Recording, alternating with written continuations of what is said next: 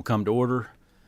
I apologize for my delay. I got held up in 3 meetings with a bunch of teachers, and we were having some very good discussions on education in Kentucky.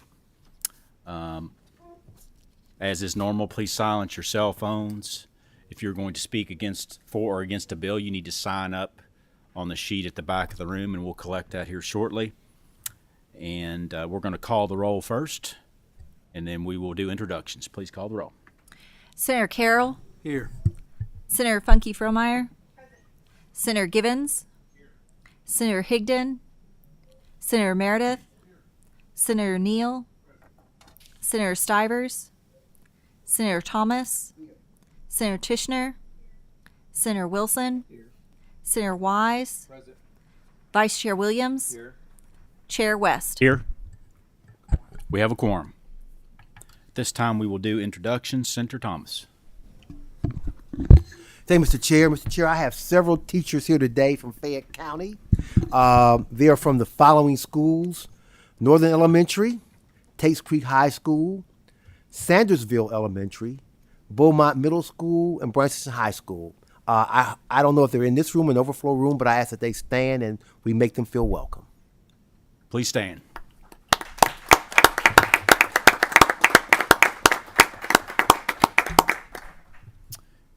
I have a couple guests. I just met with them from Fayette County, so they've already been recognized.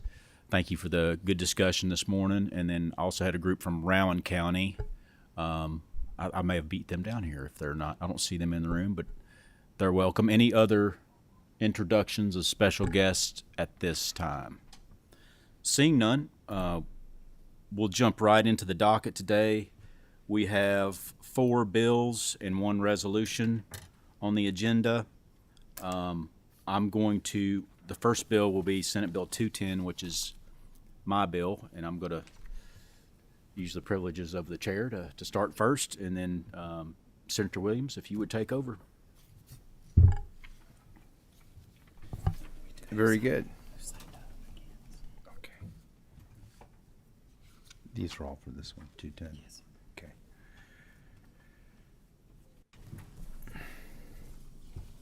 I'm going to start here. Fast.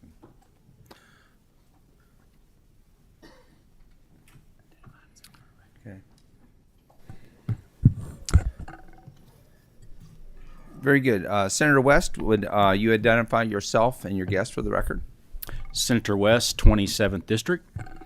I'm John Ballard, Education Policy Analyst. Very good.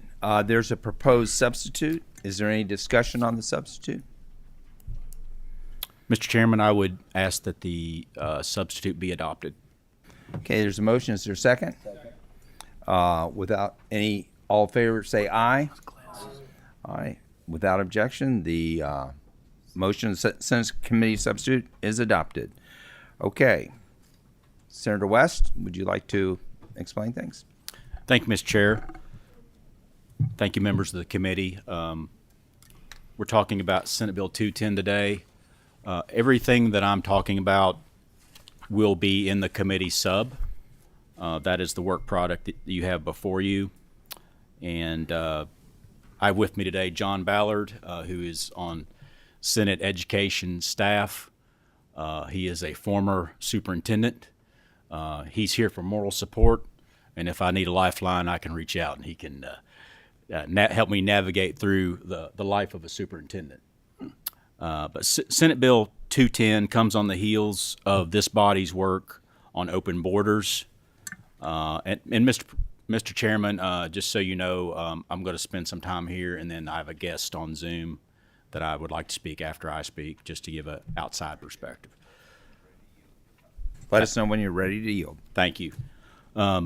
My opinion after speaking with people in our system is that the changes the General Assembly made as far as open borders go are actually working. And through the hard work of the districts, the initiative seems to be working as intended. And if you will recall, the idea behind the initiative is basically more choice within the public system. Senate Bill 210 is a continuation of the effort of open borders. And just right up front, I'm going to tell you that Senate Bill 210 is an aspirational bill. And as we go down this road a little further, I'm going to tell you right up front, that I'm open to ideas on this bill to help make the bill better as it moves forward. So just up front, the two main ultimate goals of SB 210 are more choice in the public system and the removal of any barriers for economically disadvantaged students that may be in the system. Those are our two main goals. As you can see, if you've read anything, the sub is a significantly different bill than the original 210. So we've been in talks with School Board Association, superintendents, many of the stakeholders, and we've done a lot to try to improve the bill and make it better and get to where we need to be. I'm going to briefly go through the high points of the bill. The key provision is page 1, line 5, starting there. A parent, guardian, or other person with custody of a child subject to compulsory attendance under this chapter may partially satisfy the compulsory attendance requirements by enrolling the child as a student in a public school district on a part-time basis for courses offered in the district schools. That's the key component of the bill. I'm going to kind of go through the bill in chronological order. This part-time student is subject to the same eligibility requirements as the other children in the school. The part-time student may participate in the school's extracurricular activities. Those extracurricular activities would include sports. And as a side note, we did consult with KHSAA on that, and they made some changes to the bill. Those were incorporated into this bill, and they understand where this goes. Number 4, tuition. The bill allows districts to change tuition as they already are allowed to charge tuition, and they are allowed to do that now. That's on page 2, line 16. We are currently in talks with Jim Flynn and superintendents on how to maybe tweak this provision, make it a little bit better. That's one of the areas we're still working on a little bit. Once again, the goal is to allow all economically disadvantaged students the same opportunity. The tuition, if charged by the district, must be reasonable, and controversial tuition amounts shall be submitted to the Kentucky Board of Education. That is not new to this bill. That is already in existing statute. And this bill just tweaks that section of the statute a little bit, but that is already in existing statute. The capacity or possibility, if enrolled, piece is on page 3. At the beginning, in the original Senate Bill 210, we stated that a school must do 10% capacity. You must have an excess of 10% capacity. The goal with that provision was you can't shut kids out. You can't shut parents out from coming into the school. You have to leave a little capacity. After talks with superintendents and others, we stripped out that language. And so the language that applies here would be on page 3, item 4. Each Board of Education shall annually establish the enrollment capacity of each grade level at each school. The capacities, current enrollments, and available vacancies shall be posted on the district's website. The capacity shall be based on the maximum class sizes established by KRS. So instead of doing a capacity approach, we've done this. We've allowed this system to be put in place where if you've got a couple openings in grade 3, then that's public information to everyone. We can see that you have 2 slots open at grade 3. Maybe you have 5 slots open in middle school. And so that was a compromise, and that's how we handled that situation there. Under SB 10, the receiving school is not required. A key component that we did address in the bill is that a district is not required to take a district's disciplinary and truancy problems. they can choose to address this issue with their non-resident pupil policy plan. That's on page 3, line 2. And so we didn't want a possibility to come up where county school has kids that are truancy issues, disciplinary issues, and they get the idea, oh, I'm going to pawn these off on the city school or the independent school. This bill allows that school to take that into account and put that into their non-resident pupil policy, so that can be addressed. They're not forced to take those kids. Another item we addressed is part-time status in 2 public schools. Under this bill, that's addressed. You cannot be a part-time student at 2 public schools. If you're going to take advantage of this opportunity, it's one at a time. You can only do 1 public school at a time. We are the two key things that we're still working on, and we can work with the superintendents on a floor amendment or something of that nature, is the tuition piece. And we are open to further defining what part-time means. That was a request. How many classes is that? What does that look like? So that we are working on further defining that. So that's the bill in a nutshell. I understand it's very complex. This is new ground, but just keep in mind the ultimate goal: more choice in the public system and more opportunities for economically disadvantaged students to take advantage of choice and go try something new. Allows their parents more options. And if it would be in order, Mr. Chairman, I would ask that my guests be allowed to speak at this time. Very good. If your guest would introduce himself for the record and proceed. Good morning, Mr. Chairman, Senators. My name is Tom Newell. I'm the Vice President of Government Affairs with Yes Every Kid. Thank you for the opportunity to speak in support of Senate Bill 210, and thank you for also allowing me to do this via Zoom. I'm actually in Alabama, across the street from the state capitol, where just minutes ago, Governor Ivey just signed the CHOOSE Act into law. And in her statement, she literally said that every child should have the opportunity for a quality education regardless of their zip code. And that's exactly what Senate Bill 210 addresses. And I would really encourage your favorable report from committee. In 2019, Congress issued a Joint Economic Committee report that said families are faced with the reality that attending a high-performing public school often requires paying more for housing, and many students' educational opportunities are limited as a result. The truth is now, if you have the money to either afford private school or just to pick up and move into a different district, you already have choice. But the truth is, many people don't have the ability, especially in today's economy with high inflation and high interest rates, just to pick up and move districts because their student is not getting the education that student needs in that school. So that's why we're proposing and working with Senator West to really work on this Senate Bill 210. We're also part of a national coalition entitled the No More Lines Coalition. As of today, this coalition has about 46 co-signers of different groups and organizations from all across the political spectrum that we basically just believe that a zip code should never dictate a child's educational opportunity. There was also a poll that was conducted late last year by YouGov, a national poll. It wasn't just a Kentucky poll, but this national poll showed that 84% of the respondents support giving every child in the U.S. the ability to attend the public school in their state that best meets their needs, regardless of where they live. And this is something that, again, states that have statewide open enrollment policies now cross the political spectrum from red to blue.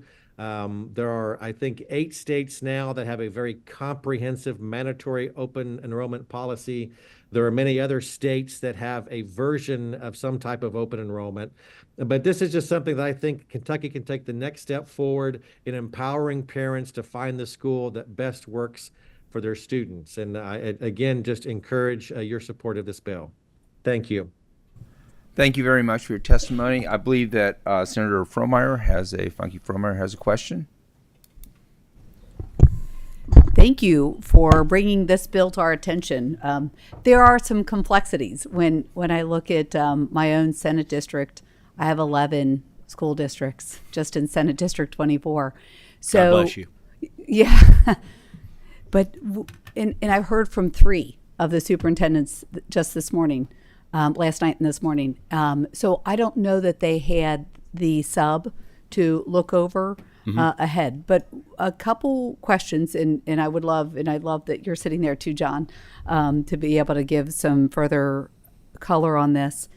If you might imagine, Fort Thomas has 5 school districts right around it, literally walkable almost. And the tax rate is substantially higher, but I'm going to try to put a reference around your piece of part-time.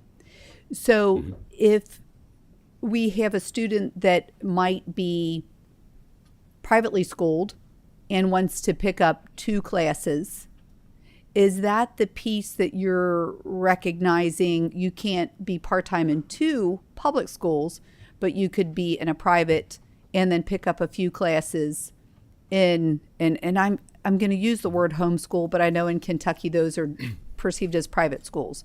Is this one application? And I do have another question, but I wanted to try to understand that a little bit better on that part-time piece and how that tuition would be determined. Yes, Senator Fromeyer, that your scenario, this bill would address that, and it allows for that.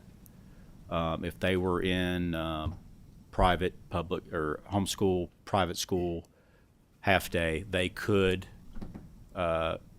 enter that school if there was capacity at grade level, right? So they got to meet the first hurdle, and then the SEEK dollars.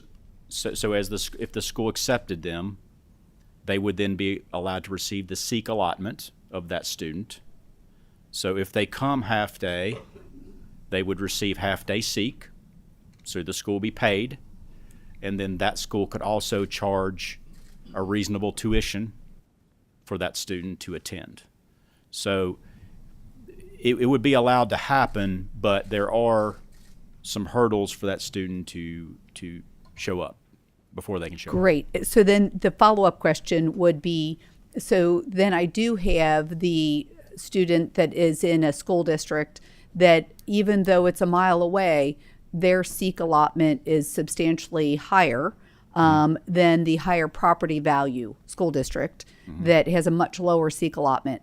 So that student that is coming from the less wealthy property valued district into the higher valued property district, how would that be handled? What's the flow that this bill is proposing? And John can correct me if I'm wrong, but I believe the higher SEEK allotment would flow into the school they would be attending. It would follow the student, and so it would be more money to the new school if they accepted the student. Correct me if I'm wrong, John. So the taxpayer burden, and I'm thinking about my 20,000 constituents in Fort Thomas in particular, they do pay a higher tax rate, nearly 1%, to have such fantastic schools. So the receiving school district would include that student in their ADA, and they would get funding based on the taxing rate in that district. So that is on the burden of the taxpayer. I think there's what you're talking about. There is a gap there. The first year is a little different, and so I think you're thinking yes. They are receiving funds on that ADA amount of Fort Thomas in that scenario. And I appreciate that you shared at the front that we may have to polish some edges on this. That could be one of those edges that we'll have to try to work through, because I could see that to be a real burden on our taxpayer when the student and the student's family isn't paying that taxing rate. But a key component of that, Senator, is they can charge a tuition, and that school district where they come from pays that tuition too. So that offsets. That district would receive new funding in the form of tuition. If they chose to charge tuition. Okay. Fair? Correct. Yeah. Okay. Thank you. So they kind of offset in that situation many times. Senator Carroll? Thank you, Mr. Chairman, and Senator West, Chairman West, thank you for the bill. I've been in communication with all 6 of my superintendents. None of them like it. And I understand the balance that we're trying to maintain with this, and I'm all for school choice. A couple of concerns, talk about as far as if there is a student that is homeschooled, and one of my superintendents tells me in a very rural area that the vast majority of homeschool students are there because an inability to meet the requirements in the school or behavioral issues, things of that nature, and they feel like it's more prominent in rural areas that this is the case for those students that are homeschooled. It's as far as the ability for a homeschool student to participate in extracurricular activities and be accepted as a part-time student in a public school. I don't see any requirements as far as educational attainment. Are they on track to graduate on time?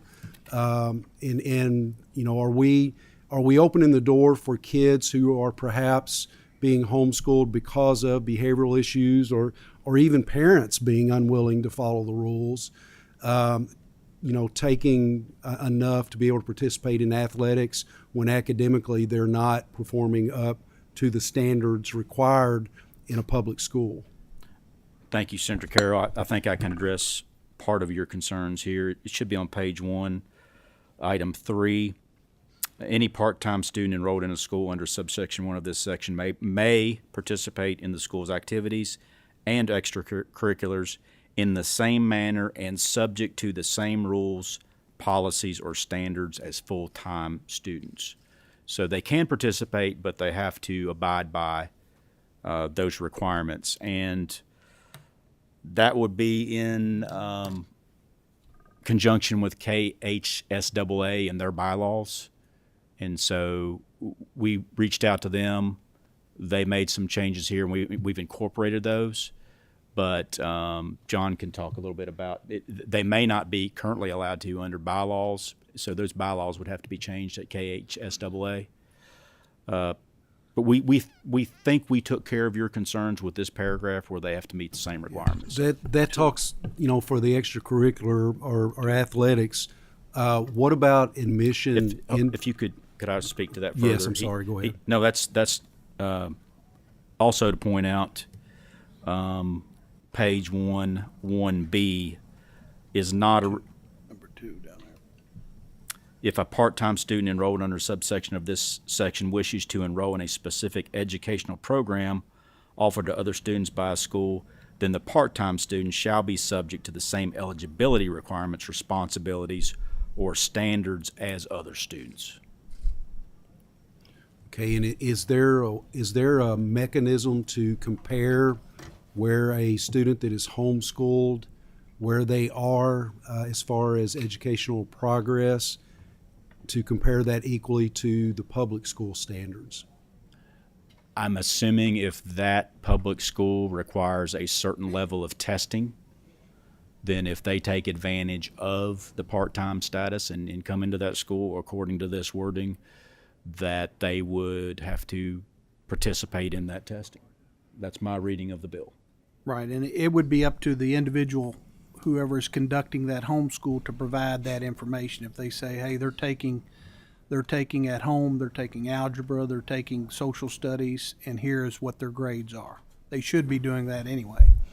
So based on this language, a student that is, Mr. Chairman, I'm sorry. May I ask one more? Okay.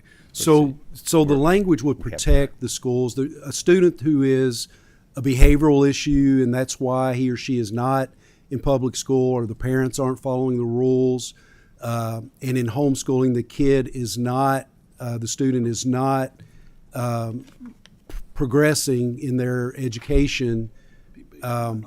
All of that would be, they would be able to consider all that if the student applies to be a part-time student at a school. Though it really doesn't affect anything.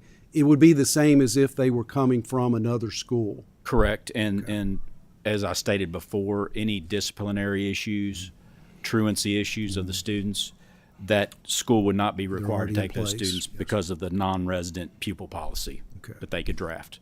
They could draft their policy to be specific that we are not accepting those type of children. It's at our discretion Okay. whether or not to accept. Okay. Thank you very much. Mr. Chairman, thank you for the latitude. You're welcome. So we do have 4 people who'd like to speak against the bill, and if they could all come to the table at once, we have a Mr. Grimes, a Mr. Thompson, a Mr. Parker, and Mr. McCauley. And if you all would consolidate, we have lots of bills on this agenda, lots of other testimony. If you could consolidate your testimony into 5 minutes, I would appreciate that. So could you all come to the table now to speak, those that were mentioned? Mr. I think it's Grime. Just introduce yourself, if you would. And perhaps I'm Mr. Green. Green, Mr. Green. Sorry about that. Mr. Green, Mr. Thompson, Mr. Parker, and Mr. McCauley, and perhaps we can get one more chair up there. And if you would just each introduce yourself for the record, and we'll sort of have 5 minutes if we could go through this. Sure. On that. Thank you. Thank you to the chair. Thank you for the committee. Name's Ex- Wilson. excuse me, turn on your mic. Yep, sorry about that. Turn on, push the green button. My name's Yes. Wilson Green. I'm from the Anchorage Independent School District, of which I'm a board member on the board, school board. Billy Parker, Scott County Schools Superintendent. Dr. Matt Thompson, Montgomery County Schools Superintendent. Stephen McCauley, Superintendent, Paris City Schools. And Mr. Green, you're first on the list to sign up, so why don't you proceed on that? And I'm sorry for mispronouncing your name with a name like GEX. I should know better. No, you're fine. Thank you. Thank you to the chair and thank you to the Senate committee for the opportunity to address you all. I appreciate the hard work that's been on the bill, but likewise wanted to raise just a couple issues that we think are maybe blind spots that maybe could use some work on it. Anchorage, we're a very small one school district. We have about 400 students. We pride ourselves on really being prepared, staffed, and ready to meet the needs of every kid that walks in the doors. And so one of the concerns that we have here in particular is that being required to accept students from out of the district is going to place an undue burden on our school district. Again, similar to Senator Funky Frohmeier's concerns, our residents pay a higher tax value. We pride ourselves on a low student to teacher ratio. And so one of the things that would be problematic is having capacity issues determined by KDE and not determined by our school district would place us at an unfair advantage where we feel like we really pour into our pupils and have a high amount that we pay per pupil and think that it would be challenging to take those on. So one of the just brief suggestions, I'm trying to be very considerate of the time, that we would have is just to perhaps exclude small school districts that have less than 1,500 students might be an exception that would be workable. And so just wanted to propose that and mention that, and thank you for the time. Thank you very much. Mr. Thompson, I think you're next on the list. Well, we'd like to first thank Senator West. I think there was a lot of work done, very good work between the original bill and the sub. And I think we're all on board with the goals of what were stated as more choice and removal of the economic barriers. I think I'd like to offer some thoughts regarding parts of the sub that would potentially cause confusion for school districts in implementing it, and also some parts that could benefit from additional clarification, structuring, or tightening to avoid opportunities for abuse. And some of these have already been discussed, but I think we might be able to add some additional nuances to the complexity that exists. So the first part that was mentioned was the part-time. And I think, we talked about that there needs to be some parameters around what defines part-time. So we talked about the homeschools. And what we have traditionally found is that parents who put a lot of time and effort into investigating homeschool opportunities that are best for their children, those are well thought out, great opportunities for those kids. What we see a lot, though, is about this time of the school year, as the accountability increases, both for academics, behavior, and attendance, we have a large number of families who use the homeschool option as a way to avoid accountability. And so what the part-time, without having an established definition, offers is families like that to remain for homeroom or an elective class.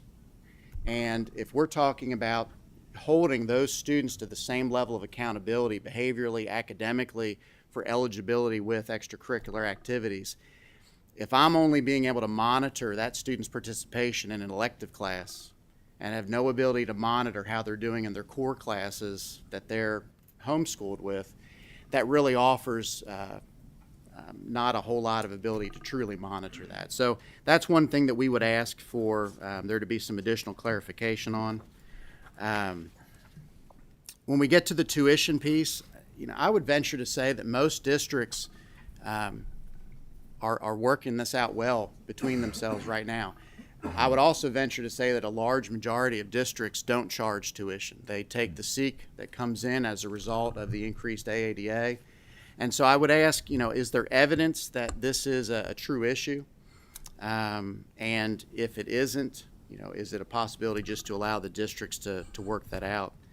Very good. We got about just a minute left for everybody else's. So, and the one last part, the piece about the boards establishing an enrollment capacity.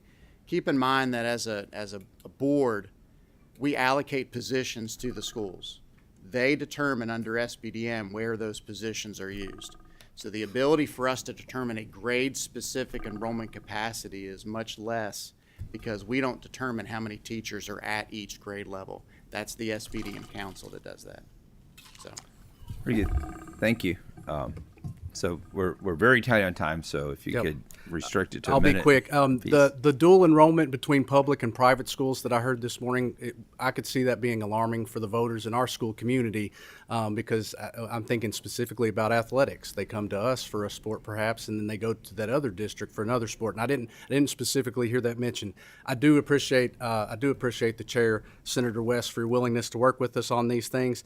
I think of a little example of little Billy. We all know that athletics are oftentimes a tremendous incentive to promote student participation, and it results in greater student outcomes and achievement. I would be concerned that little Billy, who maybe loves soccer, comes to us so that he could participate in soccer. He enrolls in one class for us. Again, we don't know what he's doing through the course of the day. And at the end of the day, I know workforce development is something that everybody in this room is concerned with, and I'd be concerned that we're not putting out the type of student for the state of Kentucky that I know that we all want to see. So that would be one of my major concerns. Thank you very much. You have a final Yes, quick word? very, very brief. I just want to thank Senator West for the work and the responsiveness he's had and the concerns that we first initially voiced. And then I'd last leave you with school choice is really working in public ed right now. We're a small district. We have students from 7 different school districts that come to our district. And on the flip side, we have students that go to 6 different districts from our district. So I would say school choice with the rules and laws that are already in place is working very well. Thank you very much for your testimony, Senator West.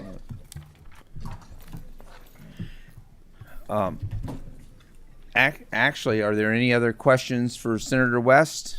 Or do I hear a motion? Motion. We have a motion. Bill, is there a second? Second, Senator Wise. Any discussion? Maria, will you please call the roll? Senator Carroll, Mr. Chairman, I'd like to vote no and explain my vote.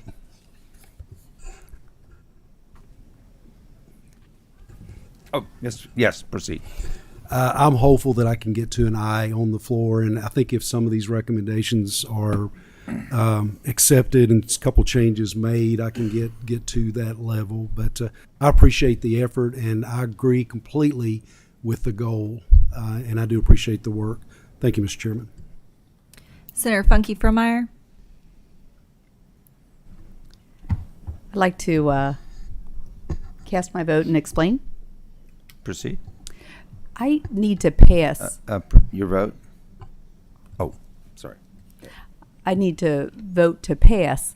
I have such a diverse district, including rural and the multiple urban. So would really love to work further with you on this, but I really appreciate the intent. Thank you. Senator Givens, Senator Higdon, Senator Meredith. Senator Neal. I want to explain my past vote. I just need to hear more. I know there was some testimony about there were adjustments that needed to be made. You expected those to be received. I'd like to see those. That this doesn't determine how I'll ultimately vote. Senator Stivers. Senator Thomas. Mr. Chair, I'd like to explain my I vote.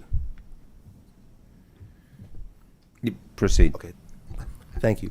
I am different from most of the senators up here because I only have one school district. And I like to tout the fact that Fayette County already offers 67 different school options. So school choice is the core of Fayette County Public Schools, in that students have the ability to choose between art, theater, engineering, medicine, law, foreign language. So we already have school choice, and the ability for students to be able to go from one school to another, take a class, would be a great option for Fayette County because of the public school system that we have there. So it doesn't impact Fayette County in the least. I have not encountered any opposition to this because of the wide variety of school offerings we have there. So I'm an I vote at this time. Senator Tishner. I'd like to explain my I vote, please. Proceed. Thank you. Senator West, I think this is a really innovative way to look at moving education, K-12 forward, and I know you've put a lot of work into it. I'm an I vote because I'm a recipient of the open borders policies that were passed before I came into session. It's been very beneficial to me. And I wish when I was homeschooling, I could have had an option to get assistance in some of those core subjects that I know probably were being taught a little better than I was able to do at home. And I think this is a really innovative way to accomplish the goal that we have for all of our K-12 students, whether they're homeschooled, whether they're in private, whether they're public, to make sure they're receiving the best education possible. So I'm going to be an I vote. Thank you. Senator Williams. Aye. Senator Wilson. Explain my I vote. Proceed. I'm voting aye because I've had extensive conversation with the sponsor on this bill, and everything that was expressed today we have talked about, and his willingness to continue to work on it. So I am voting aye. Thank you. Senator Wise. Aye. Chair West. Aye. Very good. Senate Bill 210 passes with 9 aye votes, 1 nay vote, and 2 passes. Thank you, Mr. Thank Chairman. you very much for bringing this, Mr. Chairman. Thank you, members of the committee. We welcome you back to the chair.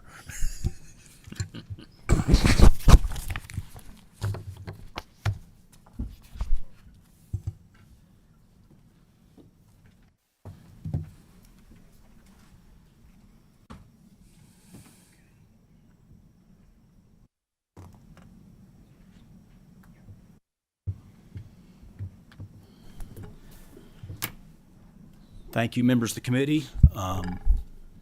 My bill took too long. Now we got to do 4 bills in about 15 or 20 minutes. So I apologize. We're gonna go ahead and pull up House Bill 446 and House Bill 447. If you all would come to the table.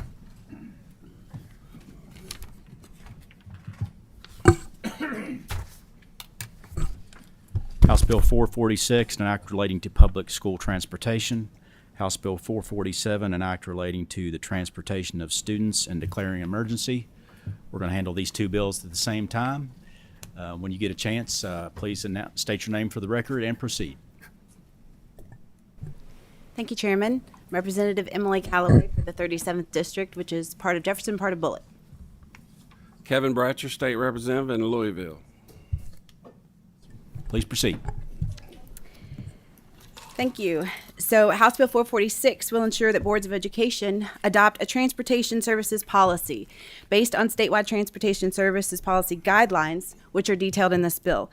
This policy will be a separate behavior policy that emphasizes the transporting of students is, in fact, a privilege, and it will state clear expectations for student riders as well as for their parent or guardian.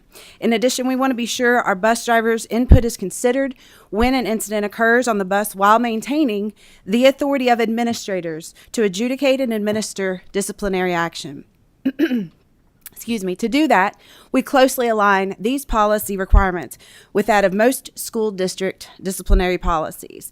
That having been said, we must be sure that if a student puts him or herself, other riders, or the driver in danger, the driver can act appropriately, swiftly, and effectively. This policy allows for that discretion.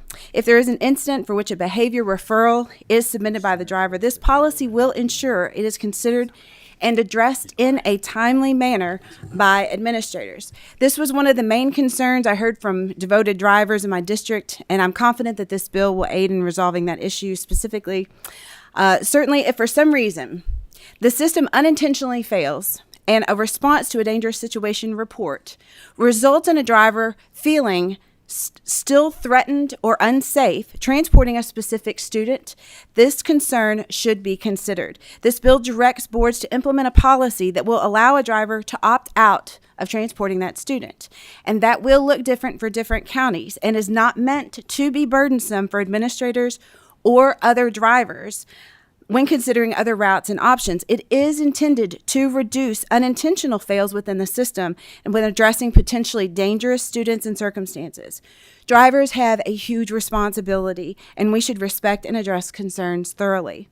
That having been said, we realize that this provision, while again it would only be necessary in the very worst of situations and after a driver has been heard and a student situation has been resolved or adjudicated, and it might be cumbersome for a smaller district with fewer routes to accommodate this. I have committed to work with senators, especially from the smaller areas, from the ones with the fewer routes, to see what we can work on for that language to be in this bill appropriately, to give a little bit more range for the administrators to work with. So I do commit to work on that. That has been from a couple of different superintendents. So since this policy will act as a contract between the parent and the school, signatures will be required. And assuming, of course, the parent or guardian who signs the agreement will read the policy and the statutes that we're going to refer to within that policy, Class A, Class B, Class C, misdemeanors and felonies, they will be clear notice to parents that aggressive behavior will not be tolerated, and they will have severe consequences. So there was, over in the House, we met with, when I brought this to the House committee, there was a recommendation to make sure we were in compliance with federal law when it came to transporting students with special disabilities, and so we added that provision in there. And that's Thank you, Representative. Thank you, Representative Bratchard. Do you have any that was final comments? This just started when we had some busing issues in Jefferson County, and we come to find out discipline on the bus is one of the reasons that we were losing drivers. And as we continue to examine this issue in Jefferson, we found out the whole state is having some issues. So this is, I believe this will be a good way to address these problems. Thank you so much. Excellent presentation. Motion. We have a motion on the bill. We have a second on the bill. I don't see any questions at this time on 446. So at this time, I will call the roll. Senator Carroll. Aye. Senator Funke Fromeyer. I would like to pass but explain my vote. Please proceed. It's not like me to ever pass on a vote, but I have heard a lot from my superintendents, but that's the rural side. And as you mentioned, Representative Callaway, thank you, because I do think that this is a workplace safety and really appreciate you watching out for our bus drivers. But we also know that we've got some leadership that will lead their districts, and some of the districts are in such a rural place that rerouting one bus driver's route and replacing with another bus driver's route could be really traumatic even for the rest of the bus riders. So I thank you for your willingness to see if we can nuance this just a bit, because we really do. Uncle Jeff was my bus driver in DeMossville, Kentucky, and Uncle Jeff is still one of my favorite people in the world. But thank you for working on this. Thank you. Senator Givens, Senator Higdon, Senator Meredith, Senator Neal, Senator Stivers, Senator Thomas. I'd like to explain my aye vote.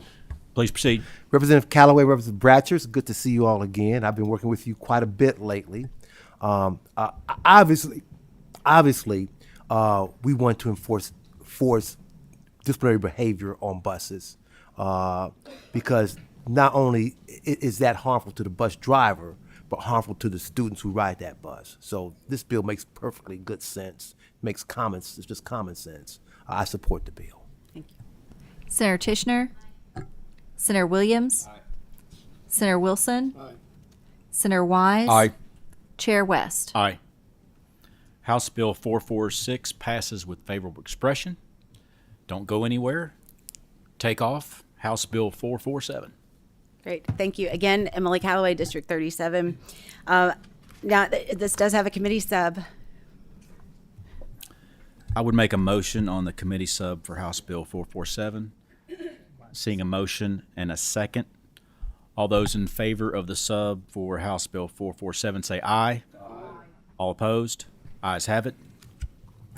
Thank Senate you. Committee Sub 1 to House Bill 447 is adopted. Floor is yours. Thank you. So, so this bill, it'll be a game changer for both our urban and rural districts.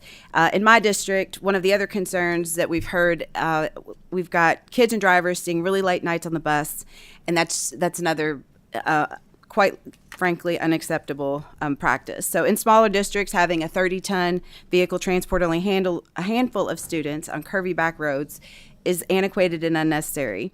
And so this bill will improve our entire Commonwealth's public schools transportation routines. By allowing the districts to include specifically 9-passenger vehicles in their daily bus routes, we will see a more efficient approach to transporting our most precious cargo implemented statewide. And not only that, but qualified drivers who don't have a CDL will be able to help with the shortage that we're seeing across our Commonwealth of route drivers by utilizing the 9-passenger vehicles. And the committee sub was necessary to set an expectation for reporting of DUI and citations immediately by drivers. So we originally had said the superintendent needs to report immediately to KDE. And with a little bit of feedback, it was more practical to have the driver be responsible for immediately reporting a DUI or citation, and then the superintendent working with KDE to come up with a timely manner and fashion in which that can happen. Motion on the bill. That's it. Thank you. Seeing a motion and a second on House Bill 447, are there any questions from members? Seeing none, please call the roll. Senator Carroll. Aye. Senator Funke Fromeyer. Senator Givens. Senator Higdon. Senator Meredith. Senator Neal. Senator Stivers. Senator Thomas. Senator Tishner. Senator Williams. Senator Wilson. Senator Wise. Aye. Chair West. Aye. House Bill 447 passes with favorable expression. Once again, thank you for being concise, and I apologize for the shortness of time here, but congratulations. Next up on the docket, we have Senate Bill 232, Act relating to education and declaring an emergency with a committee substitute. I apologize for changing up the order on you. We had to call an audible, and you know how that goes. I do. Is there a motion on the committee sub? We have a motion. We have a second from Senator Carroll. All those in favor of the committee sub being adopted say aye. Opposed, no. Ayes have it. Committee sub is adopted. You have in front of you the committee sub and 232. Thank you, Chairman. Thank you, members. Very simply, this bill and the sub, which removes any references to the librarian standards that were in the bill as filed. It was a request from a district back home in my district, my Senate district. But that's been removed, and I've been in touch with the Kentucky Association of School Librarians, and I've let them know for a week and a half now I wouldn't let the bill go without taking that language out. This bill codifies something we did 2 years ago in a bill sponsored by then Representative Ed Massey. It was, I believe, House Bill 678. It allows districts to avoid a bureaucratic hurdle of getting approvals from either the Department of Education or the Commissioner of Education when they're doing construction projects on new or existing or updating buildings. That's a simplification of the bill, but that's what this bill is aimed at doing. That change from 2 years ago was only a 2-year change. The districts that have been able to benefit from this, Christian County is one of them, but there are other districts around the state that have been able to benefit from this, and I believe it should be permanent. Thank you so much. We have a question right now from Senator Neal. Just quick, I think I know the answer, but I want to make sure. What's the impetus for this legislation here? Well, I can speak to Christian County's, Christian County Public Schools' desire for this. I don't know the original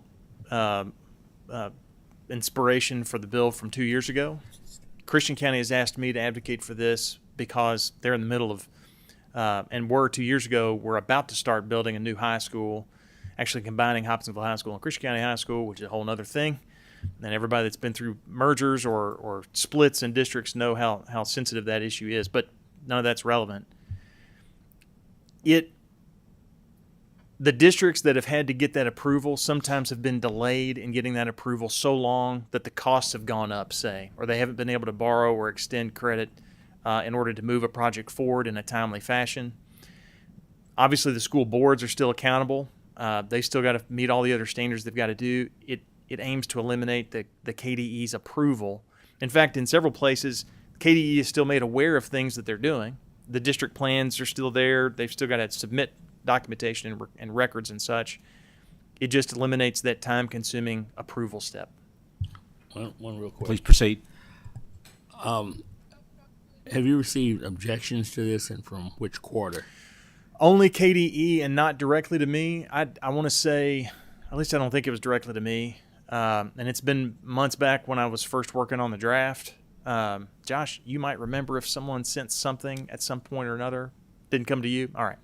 So I want to say KDE maybe emailed something, but I haven't heard them since the bill was filed object to it publicly or officially. Maybe they sent that to my school, and I'm just thinking about that correspondence. They would rather the approval still be there. They've got to have a purpose, and I understand that. I don't think the approval is necessary. I could speak a little bit to it. This is kind of a COVID-era measure because costs were going up so quickly, and if that school plan was not approved, if it took an extra 3 months That's or right. 6 months, There were districts that were in that pinch. you could have a $20 million increase in that short amount of time. So it was an effort to kind of lock in those bids as quickly as possible. And I think it's worked fairly well. So that's my 2 cents. Any other questions? Motion on the bill. We have a motion. We have a second. Please call the roll. Senator Carroll. Aye. Senator Funky Fromeyer. Senator Givens.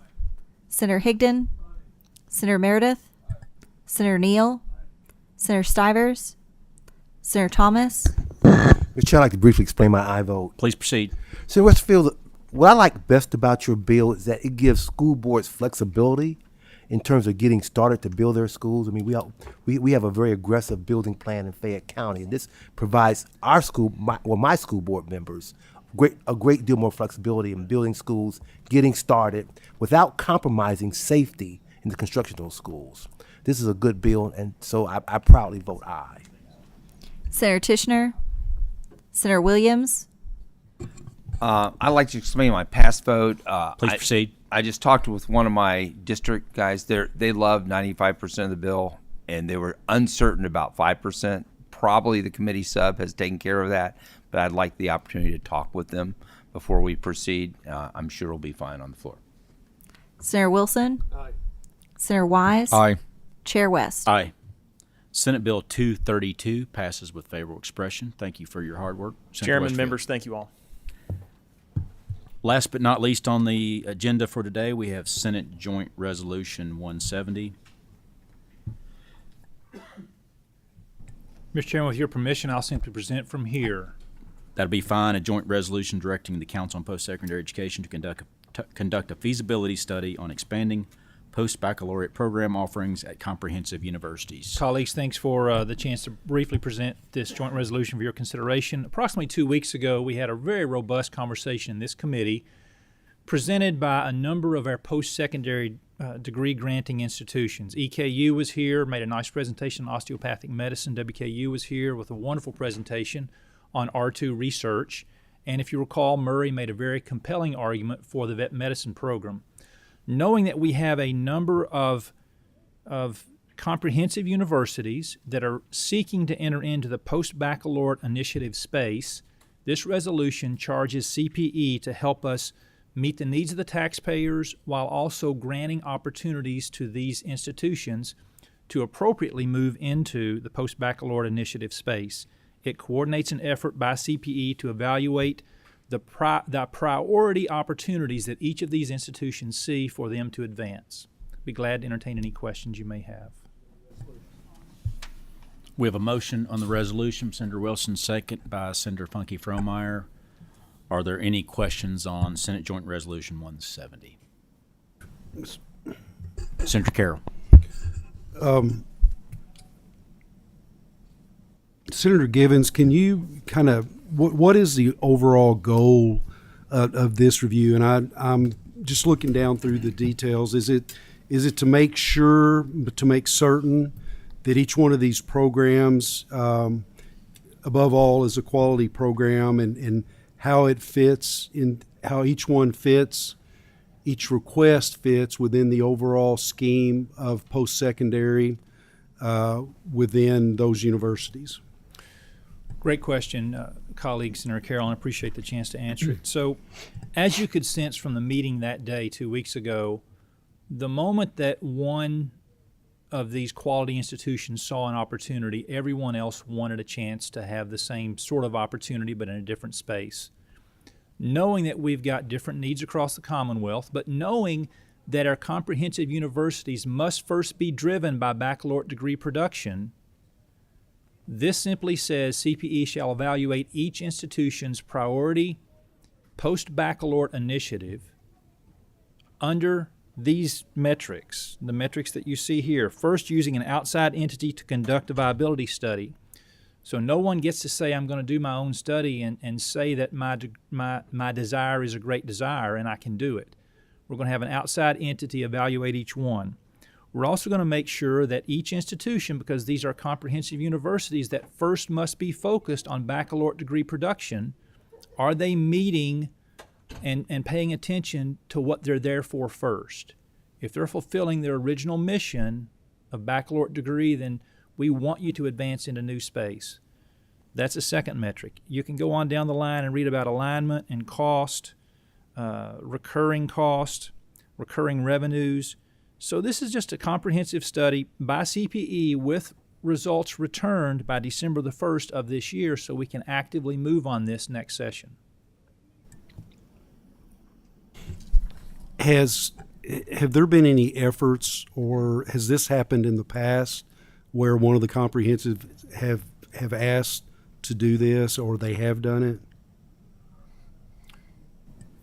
Developed a new program in this in a post-baccalaureate offering where they did not have to go through this process that's being proposed? I can think of one time in my 16 years here that we expanded an opportunity for PhD granting programs. I can think of one opportunity that was done, yes. Okay. Thank you very much. Thank you, Mr. Chairman. Any other questions from members of the committee? Seeing none, we have a motion and a second on the bill. Please call the roll. Senator Carroll. Mr. Chairman, I'm going to vote no and like to explain my vote. Please proceed. All three of these universities are quality university with quality programs. We need each one of these programs that are being asked for, the research, the osteopathic school, the veterinary school. Those are badly needed services in our state, and I feel like we could move forward as we are and still set in these motions. If this is going to be a path that the comprehensives are going to be following in the future, there's no reason we can't do that separately and go ahead and move forward with these requests to support our state. Thank you, Mr. Chairman. Senator Funke Fromeyer. Senator Givens. Senator Higdon. Senator Meredith. Senator Neal. Senator Stivers. Senator Thomas. Senator Tishner. Senator Williams. Senator Wilson. Senator Wise. Chair West. Aye. Senate Joint Resolution 170 passes with favorable expression. Thank you, Senator Givens. That concludes our business for the day. I have one announcement just to let everybody know. Next committee, we will officially begin seeing the consent calendar.